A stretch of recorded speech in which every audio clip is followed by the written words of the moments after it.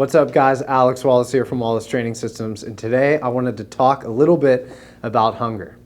So the first thing I wanted to touch on, the very first point, is when you're trying to actually quell your hunger, to actually make sure that you're not so hungry, the first question you should ask yourself is, are you hungry or are you bored? We've all had a day where we've been super preoccupied, super busy, or even worried about something, where by the end of the day we realize, I haven't eaten anything.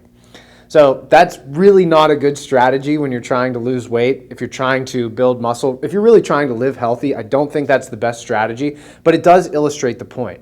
Namely, oftentimes when you just mindfully reach for something and you think you're hungry, you're probably just bored. So let me try to paint the situation for you that we've all been in. You're on a diet, you do great throughout the day, but at the end of the day, you just start munching and you can't stop.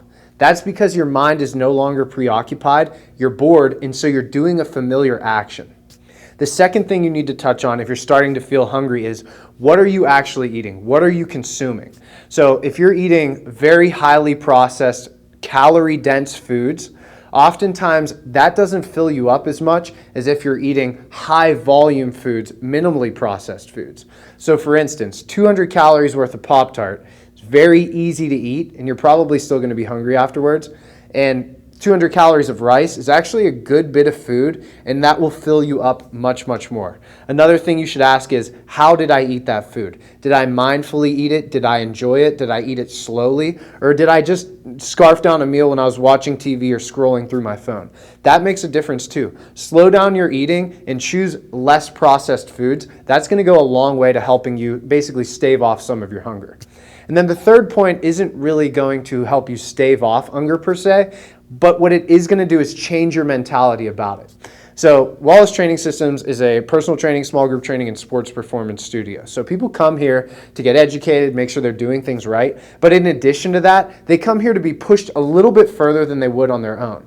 So that's because that's how you make progress. You got to be a little uncomfortable. So change that mentality when you're starting to feel hungry. Let's say you did all the right things, you kept your mind preoccupied, you weren't just mindfully eating, you actually paid attention to what you were eating, you chose minimally processed foods. Well, if you're still hungry and you've met your calories throughout the day, you've met your habits throughout the day, that's okay. You're not going to die. That hunger is an indicator of progress. Nothing ventured, nothing gained. You actually have to put yourself in an uncomfortable position in anything if you want to grow. If you want to get stronger, you need to lift a little bit heavier. If you want to lose weight, you need to eat a little bit less. If you want to gain weight, you need to eat a little bit more, and you're going to be a little bit uncomfortable in all of those situations. So just change your mentality if you've done all the right things and you're still hungry. That's an indicator of progress and not an indicator of something bad. It's an indicator of progress. So again, guys, I just wanted to touch a little bit on hunger right now because I know our minds aren't as preoccupied as normal, or maybe they are, but on the wrong things. If you like the video, don't forget to like the video. If you're interested in seeing more content, make sure you subscribe. Again, I'm Alex Wallace from Wallace Training Systems, and thanks for watching.